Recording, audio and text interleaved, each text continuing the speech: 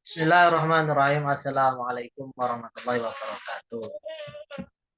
Innal hamdalillah nahmaduhu wa nasta'inuhu wa nastaghfiruh wa na'udzu billahi min syururi anfusina wa min sayyiati a'malina. May yahdihillahu fala mudhillalah wa may yudlilhu fala hadiyalah. Asyhadu an la ilaha illallah wa la syarikalah lahul mulku wa lahul hamdu yuhyi wa yumiitu wa ala kulli syai'in qadir. Amma ba'd. Alhamdulillah, di kesempatan berbahagia ini, yang pertama, mari sama-sama kita panjatkan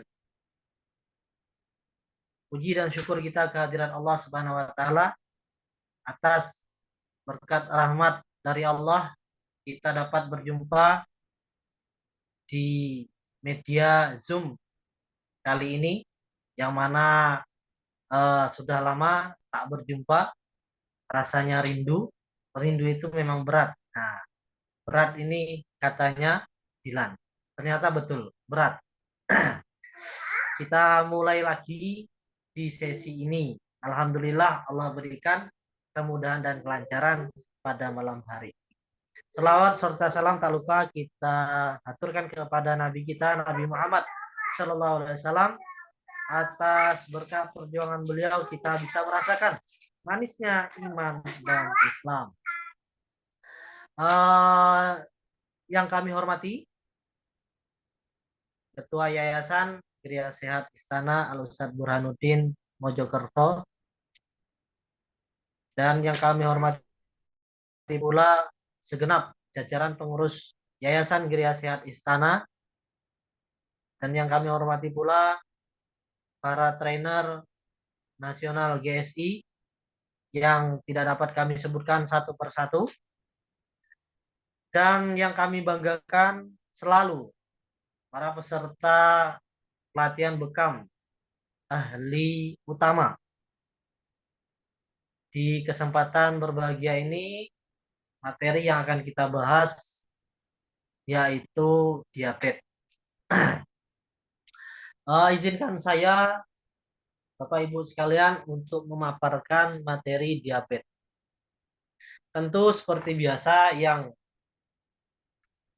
akan kita bahas materi kita, yang pertama pengertiannya, kemudian yang kedua jenis diabetes itu apa saja, kemudian faktor penyebab terjadinya diabetes itu apa, gejala diabetes itu bagaimana, dan yang terakhir tentu kita akan membahas titik-titik bekamnya, yang perlu kita bekam area mana saja.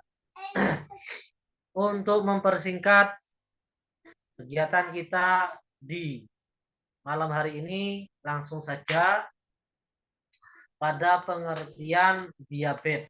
Nah, diabetes itu bisa disebut dengan kencing manis. Nah, kencing manis, kenapa kok bisa disebut dengan kencing manis? Biasanya Bapak, Ibu, atau pasien kita itu ketika setelah kencing ada dikerumuni semut bekas dari air seni gitu. Nah, itu salah satu menandakan kadar gula di dalam tubuh kita itu tinggi. Kemudian yang menyebabkan kencing manis itu terjadi adalah gangguan metabolisme yang ditandai dengan kadar gula yang tinggi. Karena tubuh tidak dapat memproduksi dan menggunakan insulin secara efektif, sehingga insulin tidak mampu merubah kadar gula tadi menjadi energi. Nah, sehingga muncullah penyakit yang namanya diabetes. Itu pengertian dari diabetes. Kemudian berdasarkan jenis. Untuk berdasarkan jenis dari diabetes, ada 3 tipe Bapak Ibu sekalian. jenis dari diabetes. Tipe yang pertama itu adanya kerusakan sel yang memproduksi insulin pada pankreas.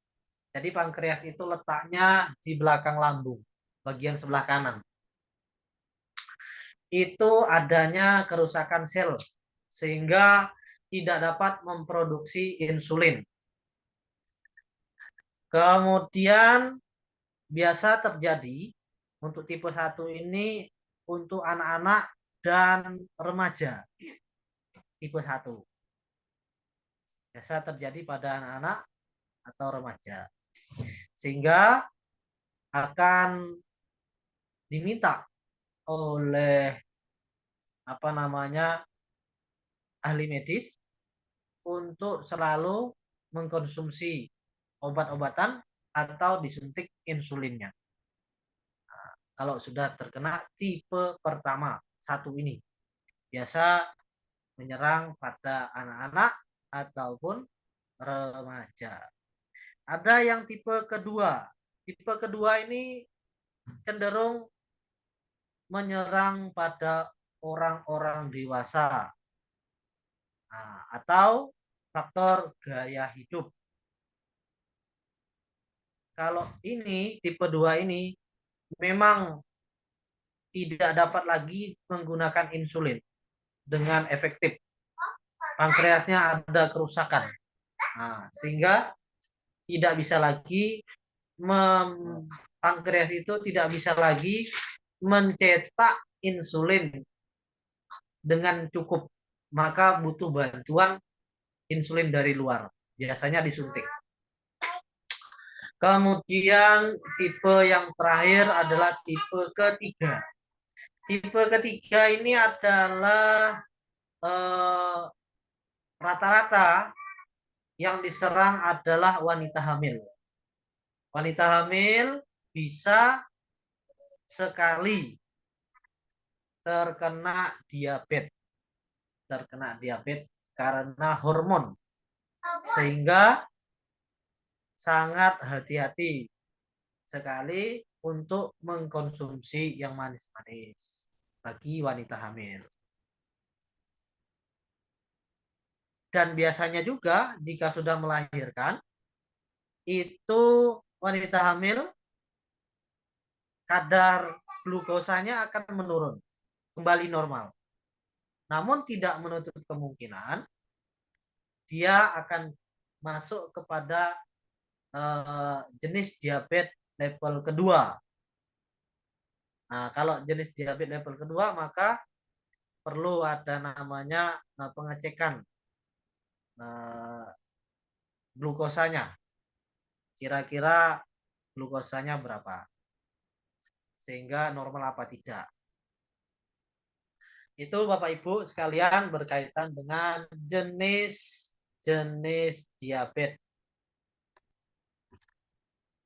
Kemudian selanjutnya faktor terjadinya diabetes. Faktor terjadi diabetes itu biasanya ada 8 ini. Tapi tidak menutup kemungkinan ada yang lain juga. Yang pertama adalah faktor genetik, keturunan. Faktor keturunan itu sangat mempengaruhi sekali terjadinya diabetes. Yang kedua, obesitas. Obesitas ini karena faktor pola hidup. Nah, pola hidupnya, makannya tidak diatur di porsi, sehingga apa saja dimakan dan menyebabkan penumpukan lemak.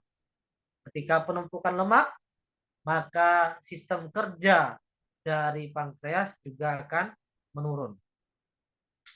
Yang ketiga, faktor usia. Nah, semakin berumur seseorang, maka semakin lemah organ tubuhnya. Maka termasuk juga itu pankreas. Nah, jadi faktor umur juga sangat mempengaruhi kemungkinan terjadinya diabetes. Yang keempat, kehamilan. Nah, seperti yang tadi level 3 itu tipe 3 ya, tipe 3 bukan level. Itu juga sangat mempengaruhi karena kehamilan. Yang kelima, kelainan dari pankreas. Pankreasnya ada rusak. Nah, itu juga mempengaruhi sehingga tidak bisa memproduksi daripada pankreasnya tidak bisa memproduksi insulin. Nah, yang keenam faktor sering minum obatan. Nah, konsumsi obat jangka panjang itu mempengaruhi insulin, mempengaruhi pankreas dan mempengaruhi ginjalnya. Kemudian yang ketujuh faktor etnis. Faktor etnis itu biasanya di Afrika, Asia itu cenderung terkena diabetes karena ruang lingkup banyak mengkonsumsi yang manis-manis. Terutama di India. Di India ini termasuk salah satu pasien terbesar yang menyumbang diabetes di negaranya. Kemudian selanjutnya itu Indonesia. Hampir rata-rata warga Indonesia itu juga terkena diabetes. Nah, yang terakhir itu stres. Stres juga mempengaruhi mood sehingga mempengaruhi daripada istirahat sehingga tubuh sangat berpengaruh sekali organ dalamnya karena tidak teratur, pola makan juga tidak teratur dan mempengaruhi pankreasnya. Itu Bapak Ibu sekalian berkaitan dengan pengertian, kemudian jenis diabetes, lalu faktor terjadinya diabetes. Kemudian kita masuk kepada tanda-tanda dan gejala diabetes. Sebenarnya banyak Bapak Ibu. Kalau di buku itu kurang lebih 15-an. Ini yang saya paparkan cukup 6 saja. Nanti Bapak Ibu bisa membuka kembali di bukunya masing-masing. Yang 6 ini biasanya, itu yang umum terjadi pada penderita diabetes. Nah, yang selebihnya itu jarang-jarang. Ini yang saya tampilkan itu pada umumnya saja. Yang pertama sering merasa haus. Kemudian sering buang air kecil di malam hari. Sering buang air kecil di malam hari. Itu yang pertama. Yang kedua, tanda-tandanya tiba-tiba penurunan berat badan. Biasanya berat badannya 70, 80, kok tiba-tiba turun drastis tanpa sebab. Tidak puasa, tidak diet, tapi tiba-tiba turun drastis. Nah, ini bisa dicurigai. Jangan-jangan diabetes. Kemudian yang ketiga, lemas dan mudah lelah. Lelah, gampang lelah, dikit-dikit lemes badannya. Nah, itu ciri-ciri diabetes juga. Yang keempat, sering merasa lapar. Nah, sering merasa lapar walaupun sudah makan. Wah, jadi kalau habis makan, habis itu merasa ngantuk, tidur, tahu-tahu lapar lagi. Nah, ini ciri-cirinya juga. Perlu diperiksakan, dicek glukosanya kira-kira.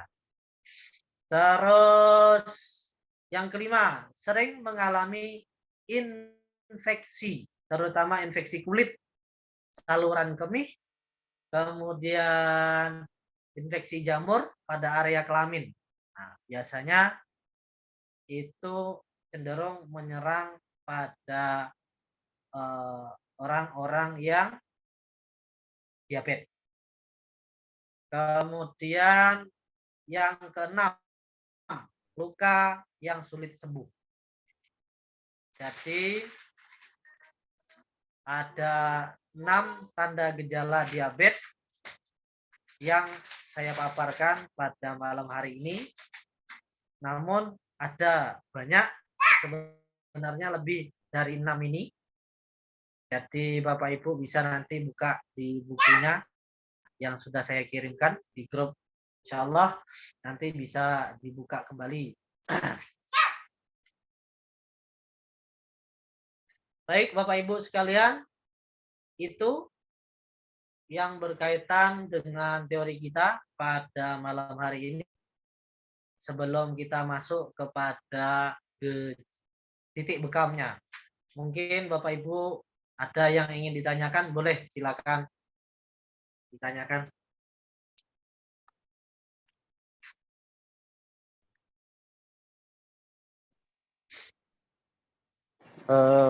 Untuk saya sementara belum, Pak Farid. Oke, siap Pak Farid. Pak Azmi mungkin? Belum. Masih Belum makan. ya? Ya, monggo. Alhamdulillah. Umu Fauzan mungkin? Ada yang ingin ditanyakan berkaitan dari pengertian diabetes sampai tanda-tanda dan gejala diabetes.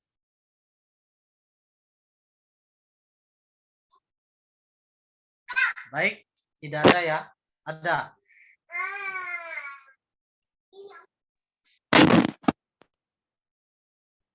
Sering mengalami infeksi, terutama infeksi kulit. Maksud yang paling apa ya namanya? Yang paling memastikan begitulah, maksudnya untuk infeksi kulit memastikan bahwa ini gejala-gejala diabetes itu infeksi kulit yang gimana begitu Pak? Gejala infeksi kulit yang lama sekali untuk sembuhnya, umum. Jadi rata-rata kalau kita luka atau infeksi itu sembuhnya 3 sampai 4 hari. Pol-pol 1 minggu. Lah, lebih dari 1 minggu ini kok apa namanya tidak sembuh, pada lukanya hanya sedikit kecil, tapi kok tidak kunjung-kunjung sembuh, itu sangat mempengaruhi dan punya gejala diabetes itu. Jadi bisa kita anjurkan untuk cek gula darahnya. Kalau kita mendapatkan pasien yang lukanya tak kunjung sembuh, gitu Mu?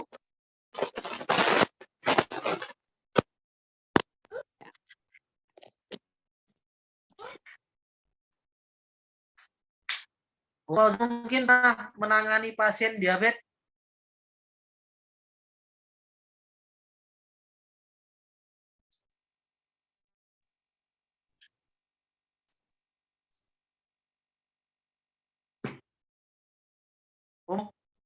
Mungkin pernah menangani pasien diabetes? Untuk saya sementara belum pernah, Pak Farid. Pak Farid belum. Pak Azmi mungkin sudah pernah menangani pasien diabetes? Alhamdulillah pernah. Tapi ya gula darah paling di bawah 500. Ya di titik di bawah 500. Ya di titik pankreas, tapi nggak banyak titik, cuma titik pankreas sama titik sunah itu aja. Iya. Alhamdulillah. Alhamdulillah sudah menurun. Penanganannya sekarang sudah berapa lama, Pak? Dalam penanganannya sampai sekarang? Kalau yang kategori yang sakit-sakit itu maksimal 2 minggu sekali Oh, 2 minggu rata-rata sekali. itu. Nah, 2 minggu sekali maksimal. Ya.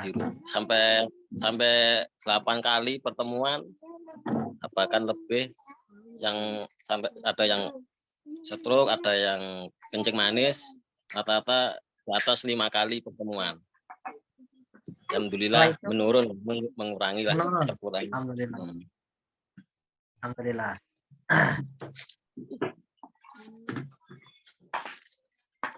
Baik, Bapak Ibu sekalian, kita lanjut pada titik bekamnya. Titik bekam diabetes itu yang pertama kahil, kemudian katifine, kemudian titik pankreas. Titik pankreas itu sejajar dengan sikut bagian punggung. Bentar, ini tertutup. Nah, sejajar dengan sikut. Nah, sejajar dengan ginjal. Kemudian titik pankreas bagian telapak kaki dan punggung. Itu titik pankreas. Kemudian alal warok ini tambahan saja sebagai titik keluhnya. Atau mungkin pasien ada keluhan lain, boleh ditambah titik yang lain. Tapi yang lebih kita utamakan adalah titik pankreasnya. Titik pankreas mana? Titik pankreas bagian belakang sikut. Nah, sejajar dengan sikut. Nah, sejajar dengan sikut. Kemudian punggung. Punggung kaki dan telapak kaki.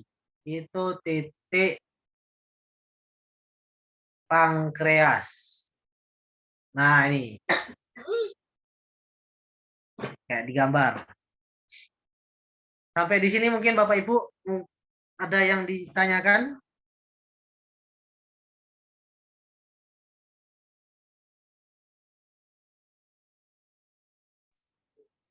Untuk Pak Farid mungkin? Belum Pak, mungkin nanti untuk yang pantikan nanti. Oke. Untuk pantikan pasien diabetes itu tidak usah banyak-banyak. Yang biasanya kita pantikan 35 pantikan, 50 pantikan. Nah, kalau pasien diabetes itu cukup 10 sampai 15 pantikan saja. Cetek. Nah, itu sudah cukup. Yang penting darahnya keluar. Kemudian yang kedua, tarikan kopnya. Tarikan kopnya tidak usah terlalu kencang. Apalagi yang Samura. Biasanya kan tarikannya 2 kali. 1, 2. Itu sudah cukup kencang dan normal. Tapi untuk pasien diabetes, kita tarikannya cukup 1,5 atau 1 saja. Karena ototnya itu sudah lembek. Nah, kalau dipencet itu kembalinya agak lama. Ciri-ciri diabetes. Yang kedua, kakinya membengkak, diabetes. Ototnya lemah. Yang diabetes itu. Tidak kencang. Kemudian ciri-ciri diabetes lagi, darahnya di atas darah. Biasanya saya menangani beberapa pasien itu yang positif diabetes, di atas darah ada warna putih seperti santan. Warna putih seperti santan. Nah, itu ciri-ciri diabetes. Mungkin Bapak Ibu pernah menangani pasien yang punya darah, kemudian di atasnya ada putih santan. Nah, mungkin boleh sharing, sampaikan. Pak Azmi mungkin pernah mendapatkan pasien? Ya, ini kebanyakan pasien minyak itu yang banyak di atasnya Oh, itu. minyak. Minyak yang lebih kental, lebih banyak itu tidak menyatu dengan darah kotor itu. Banyak itu di titik punggung itu banyak itu. Iya. Jadi kayak tidak kayak nggak menyatu itu antara Iya. di atasnya agak-agak bening minyak, di bawahnya toksin, ketara banget. Cara banget kolesterolnya. Mau tanya itu kalau setelah di titik itu yang didahulukan itu yang pankreas dulu atau yang titik wajibnya atau gimana? Bebas. Kalau berurutan untuk aturan pantiknya pankreas dulu atau yang lain? Bebas. Bertahapnya. Bebas. Mau yang Bebas. mana terlebih Oh. dahulu? Oh, gitu. Ya, yang jelas kita mengeluarkan atau pantikannya atau melukai pasiennya itu jangan terlalu banyak pantikannya. Dikhawatirkan semuanya lama. Kalau orang itu sering keloid itu apakah juga diabetes keloid? Kan kemarin Kalau ada keloid, pasien gitu. Kalau keloid Sering itu ada beda, bukan Oh, diabetes, gitu. beda. Kalau keloid untuk pantikan pakai jarum lancet itu aman. Tapi kalau pakai sayatan itu tidak usah pakai sayatan. Soalnya nanti mengkhawatirkan ada muncul keloidnya.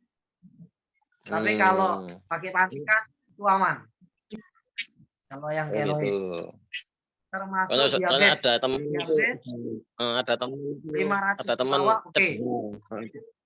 ya, ada cedera, jatuh dikit terkelupas kulitnya itu keliwat sampai seminggu itu. Enggak cedera gitu itu. Nah, itu katanya bisa dipekam. Ya tak bilang ya bisa gitu, bisa dipekam tapi pantikannya nggak banyak gitu kan gitu. Ya itu. Ya sampai 7 hari kalau katanya itu jatuh kena apa itu. Terkelupas sedikit pisau lah, kena pisau itu terus mancul terus sampai 7 hari itu katanya. Ya cuma banyak, cuma keluar dikit-dikit itu, dikit-dikit. Berarti bukan diabetes itu ya? Bukan. Sering kelit bukan ya? Itu Nah, karena apa? Apa memang kalau keloid itu hormonnya? Karena hormonnya, Pak. Itu enggak ini ada penanggulangan atau gimana untuk ini